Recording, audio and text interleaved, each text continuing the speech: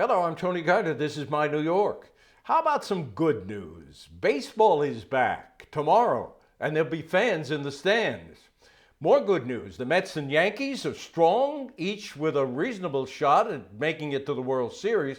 But the bad news, the game of baseball is in peril, a crisis of self-inflicted wounds. My veteran panel breaks it all down for us. Next.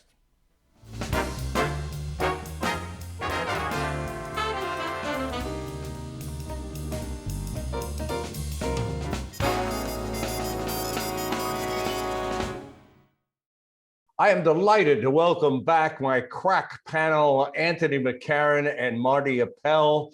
Marty, the author of Pinstripe Empire, among other books, and former PR director of the Yankees. Anthony McCarron, all over the place as a veteran sports journalist, SNY. By the way, nice piece the other day in the Daily News on the Sid Finch legend. Oh, thank you, Tony. The word I'm going to use for the state of the game of baseball is crisis. The pace of play is awful. Major League Baseball has acknowledged that. They haven't been able to fix it. And as an entertainment, this game is just plain awful. Thoughts? Well, Tony, I wouldn't go so far as to say awful. I would say flawed, though. There is a real pace of play problem here. And unfortunately, MLB's pace of play on getting it fixed is as slow as the game is. And that's a problem, obviously.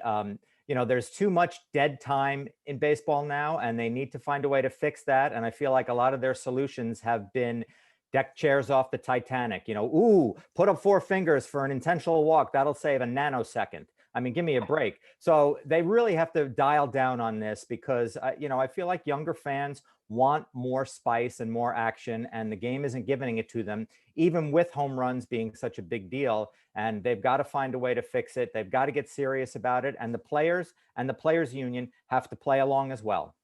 It's one of the few things that you would find universal agreement on with baseball, whether it's media, fans, players, management, everybody agrees the game's pace is too slow. The first thing they did about it was the hold up four fingers to show intentional walk, which saves almost 45 seconds a month.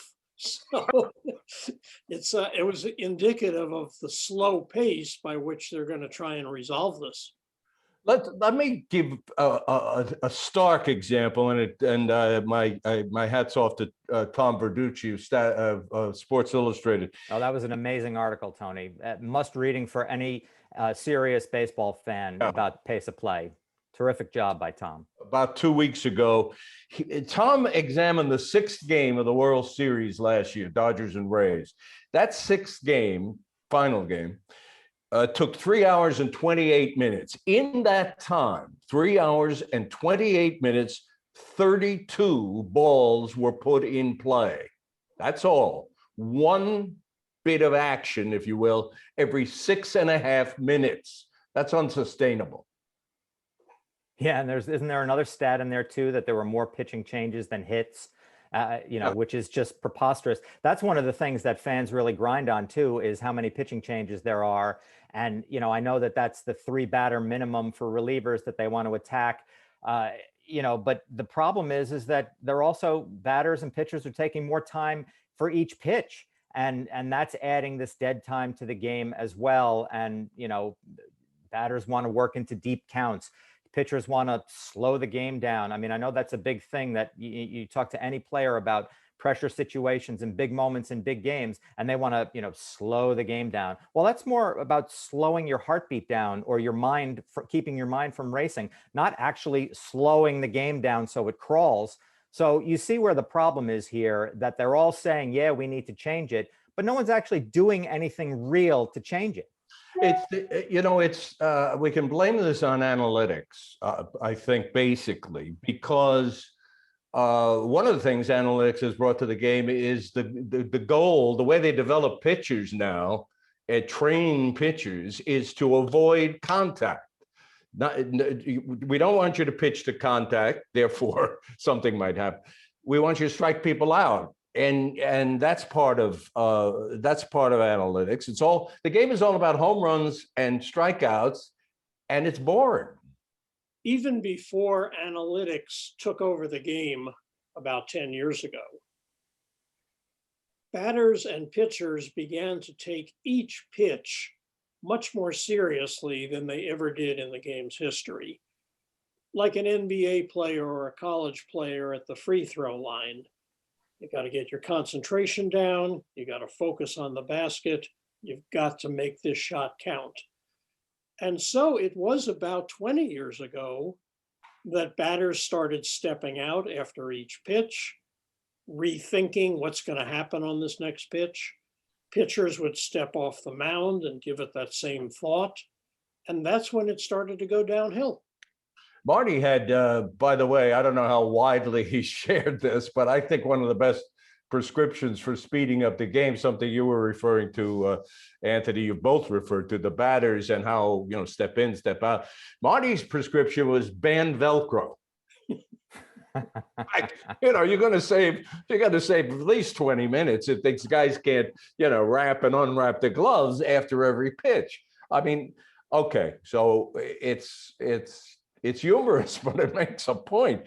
In terms of making a point, let's talk about what baseball is trying to do this summer in the minor leagues, the plans, the ideas that are getting tryouts in the minor leagues to change all this.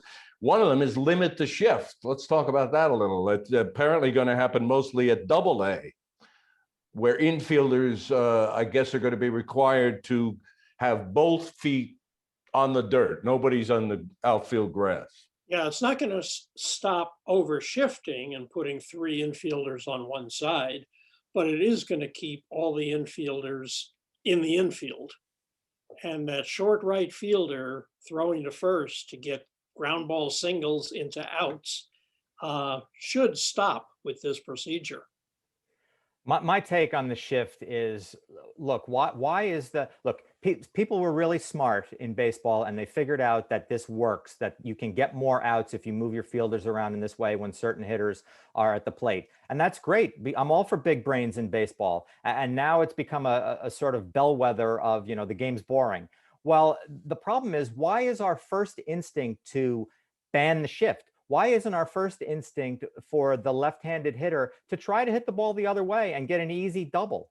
Why can't all these guys who are brought up to be pull hitters, why can't they make some sort of adjustment to make this thing kind of even itself out? I mean, I know every fan in the world groans when, their massive lefty DH, crushes a liner to the second baseman who's standing, 290 feet away in right field. I get it. It's unsightly. But why couldn't that guy try to hit a line drive the other way or just knock the ball down the third baseline?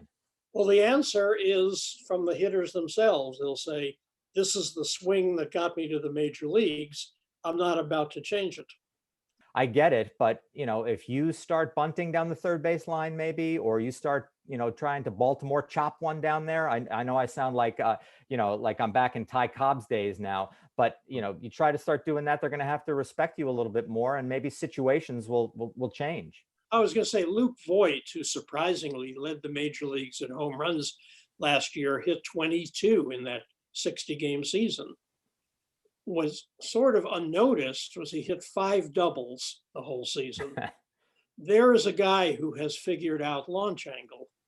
And this is where the game is going now. You got to get that launch angle, because if you swing hard, it's gone.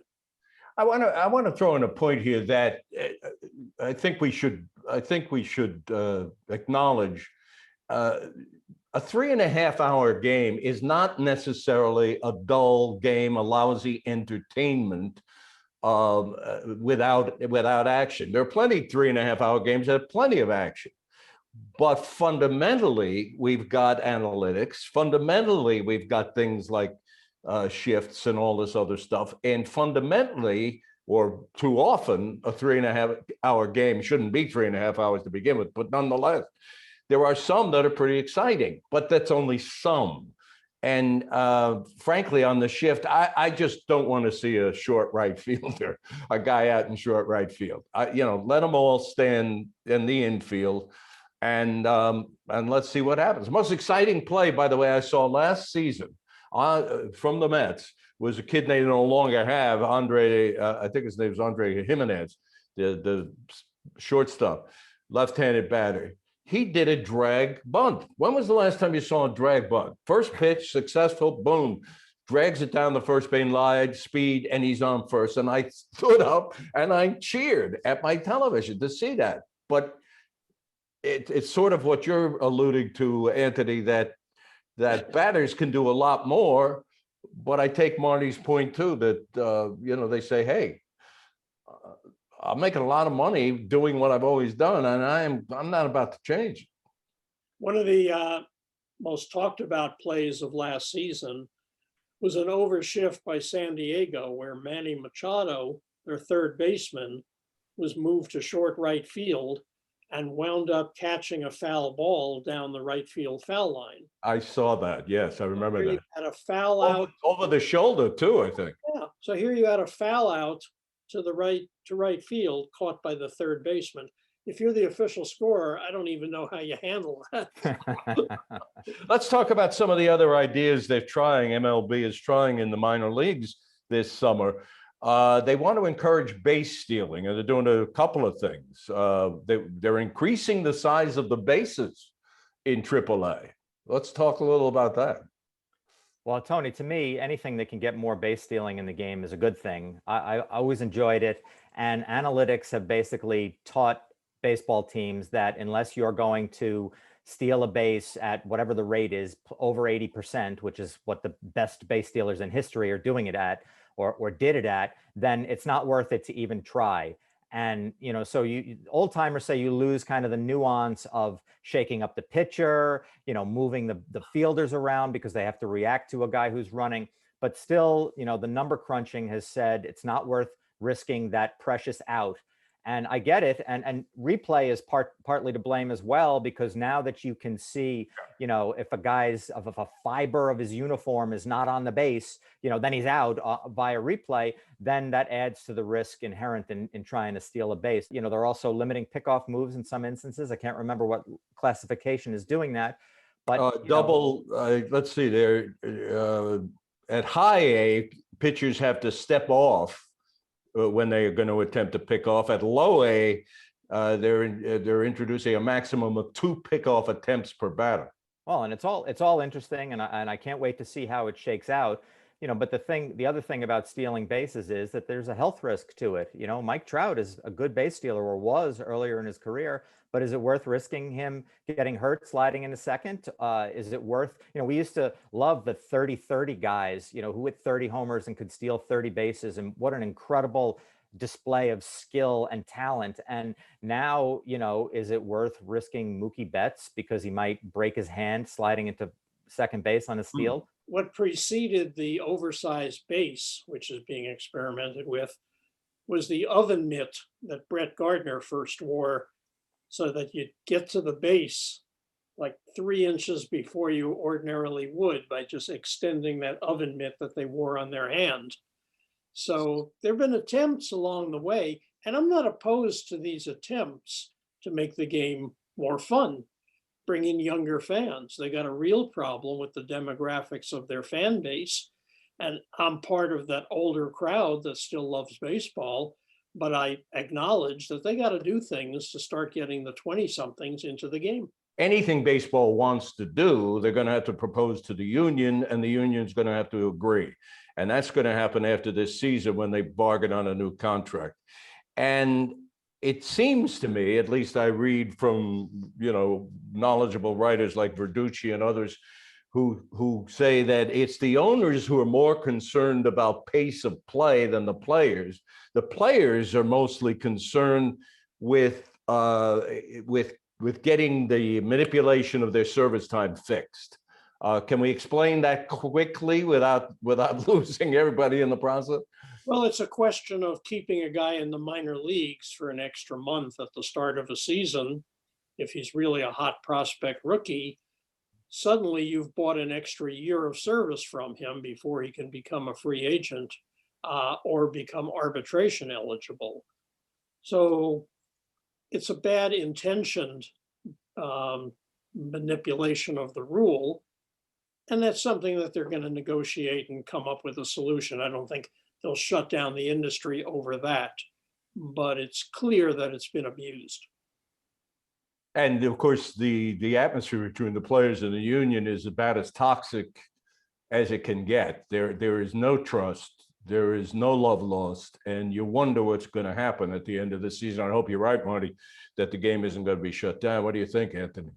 Oh, I think the next collective bargaining agreement discussions are going to be a war, unfortunately, and you can see them sort of massing their troops on the border here with the fact of the matter of the DH in the National League. There's no good reason why the DH should not be in the National League, but they are both sides are saving it as a bargaining chip for the new CBA, and that's the problem. Neither side trusts the other, and so everything is now a chip in this negotiation, and so they're circling each other all the time.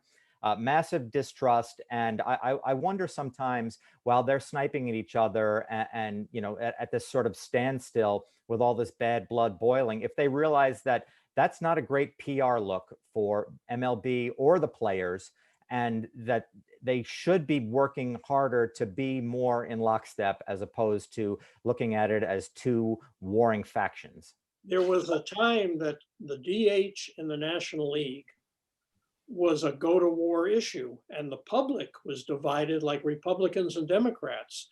It was 50% adamantly opposed, 50% said make the two leagues the same. Seton Hall does a sports poll. They did one just last week on all these rule changes. Only 17% opposed the National League adopting the DH. So I think we've crossed that threshold where everybody's ready for it. Let's do it. It's time for pitchers to stop getting hurt while they're batting because they're inept for the most part. And the one Bartolo Colon home run every 5 years, that kind of pitcher hitting moment, is not worth, 3 straight strikes, sit down, miss a breaking ball by 2 feet, sit down. I mean, it's not going to stop the strategy of the game either. What double switches are all of a sudden exciting? I'd rather see a really good hitter who's a DH get up 4 times a game than wonder whether Luis Rojas is going to, go to his bench here and bring Kevin Pillar in. Give me a break. Yeah. But I have to say that the Bartolo Colon highlight is one of the great of all times. It's true. And the way he ran around the base. Anyway, before we expire here altogether, we got to talk about our two teams, the Mets and the Yankees, both with a good shot, I think, to make it to the World Series. Yes, no? For the Yankees, yes, but that's the same old story as every year. They're always strong. They've always got high-paid, great talent. They've been to one World Series in the last 20 years. So something is wrong. Health seems to always be an issue with this team. Somebody put a stat together that Aaron Judge and Stanton have been together for 222 regular season games on the same bench, but they've only played together in 33 of those games because of health issues. Well, here's the thing for the Yankees. The fans have waited several years now for Judge to take his rightful place in the succession of Yankee immortals that began with Ruth and ran through Jeter. And Judge is the man in waiting to be in that lineage. But this is the year he's just got to play 150 games and show that he's durable enough for that. It's a big year for him, for Stanton for the same reason, for Sanchez because of how we've waited for this potential to break through. So it's really a defining year for the Yankees as they go about their business. Yeah, and I think if they're healthy, they're going to hit their way to a deep October run, just if those guys that you mentioned, Marty, are fit. I mean, if Stanton plays 145 games, he's going to hit 40 home runs in that ballpark, isn't he? I mean, the guy hits, exit velocity is a thing nowadays, and he hits the ball harder than anyone. Every year he hits the hardest ball in the major leagues. So if he's healthy, he's going to hit home runs. I feel the same way about Judge, who also happens to be a dynamite right fielder, very good all-around player. Look, if their hitters are healthy, they're a real threat. And then if you throw in the pitching, they've taken a risk with their rotation. beyond Garrett Cole, who is as sure a thing as there is in MLB, alongside a guy like Jacob deGrom. But behind him, with Corey Kluber and Jamison Tyone, those guys have had a lot of health issues recently. You look at those two guys you just mentioned, Anthony, Kluber and Tyone, in 2 years. They've combined to pitch 1 inning, these two guys, because of health issues. So yeah, throw Severino into the mix too, because he's a right. Presumably he'll be back from Tommy John surgery at some point over the summer, which is adding another ace to that rotation. There's another team in town in Queens in the blue and orange, and they had a heck of an off season, winter. Brought a kid named, what's his name? Yes, Lindor. We hope he's going to be signed to an extension, but the Mets seem to be, the biggest obstacle, I think, for the Mets is the NL East. That's the toughest division in the game. I'd agree with that, Tony. The Braves are, people sort of sleep on the Braves, I think, sometimes. They were a game away from making the World Series last year. They let the NLCS against the Dodgers get away from them. And, but still, they have developed some incredible young talent. Ronald Acuna Jr. is one of the best players in baseball. They have last year's NL MVP and Freddie Freeman, and they have all this young pitching, this riot of young pitching. So they're going to be a problem for a long time for the Mets. And I still think that Atlanta's the class of the division. But I think that the Mets made so many strides this winter that they're going to be right up there, and they're going to give them a fight, and ultimately the Mets will be a wild card team.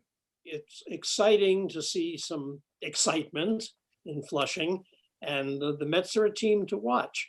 The Yankees' biggest challenger will be Toronto, but Toronto begins their season playing in their spring training park in front of maybe 4,000 or 5,000 fans a game. So there are challenges inherent for the Blue Jays. But I say this every year, if the Yankees can stay healthy, they're automatically going to win 95 to 100 games. Getting back to the NL East, I don't think it's a stretch, an exaggeration to say every team in that division is playing to win. I mean, playing to win, what a cliche. Every team in that division has a shot at the title. I'm not saying at the NL East title. I'm not saying they're all equal shots, but I mean, look at the Marlins. They made it into the playoffs last year. So you got the Mets, the Braves, the Nationals, the Phillies, the Marlins, all of them strong. Yeah, the Marlins are interesting, Tony, because I think a lot of people are sort of looking at last year and saying like, yeah, they made the playoffs. That's really nice. Would they have been around if you'd have played 100 more games? I don't know about that. But they do have more hope than they've had at any time recently. And that's a good thing for baseball and the division. And you're right about the Nats and the Phillies.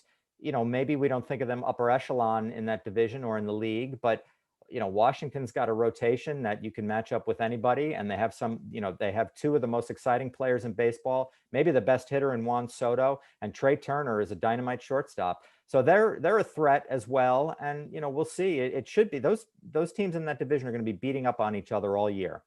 Are you concerned, or what level of concern, either of you, with the Mets defense, especially left field and third base? I am, yeah. I mean, that's one of their major flaws to me is defense, and I'm not quite sure how they're going to fix it.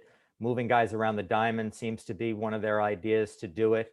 I hate that. Yeah, I mean, there's, everybody in baseball nowadays, Tony, thinks that versatility is the greatest thing in the world, that you can put Joey Walnuts at third and you can put him in left and you can put him over here and he can come off the bench against lefties, blah, blah, blah. Yeah, that's great. But how about I look at JD Davis at third. He's not Brooks Robinson at third, but he can hit. Why don't you let him play third base every day and get comfortable and see if he can mash and be even better than he was 2 years ago when he had kind of a breakout season for them. I'm sorry, Anthony, go. Oh, well, I realize his defense is not as great as it should be, but maybe he'd be more comfortable if he were playing every day and nobody was trying to snatch a job away from him every time he made an error. Go ahead, Marty. The thing that always amused me at the major league level is you got guys playing positions that have been playing that position since Little League. And here they are in the major leagues, and suddenly you have a need and you go, okay, try second base, as though they can just so naturally fit into it. Players are stars in the major leagues because they've been playing it since they were 8 years old. And the familiarity and the comfort level at that position counts for a lot. I guess we should wrap this up with some thoughts, positive thoughts that number one, baseball is back and attempting a 162 game season. And let's hope the virus allows that to happen. And number two, there are going to be fans in the stands. And if I never see another cardboard cutout or hear the fake audio that some of these networks foisted on us last year, I will be delighted. I agree. I just wanted to make one more point about one of the proposed rule changes that I don't like because there was room for compromise and they didn't take it. Starting extra innings with a runner on second base. I would have started the 12th inning that way and let them play the 10th and the 11th without that artificial incentive. That's certainly fair in my eyes too, Marty. If you're going to do it, that's fine, but at least let them try to play a regular game of baseball instead of pinball, for a couple of innings first. I just want to say, as we wrap this, it's so great, such a pleasure to talk to both of you guys every year at this time about the game we love so much. And boy, I'm looking forward to tomorrow when everybody's back on the field. And I hope the folks out there are too. So if you can, get to the ballpark. And thank you, Anthony. Thank you, Marty. And we'll see you next time.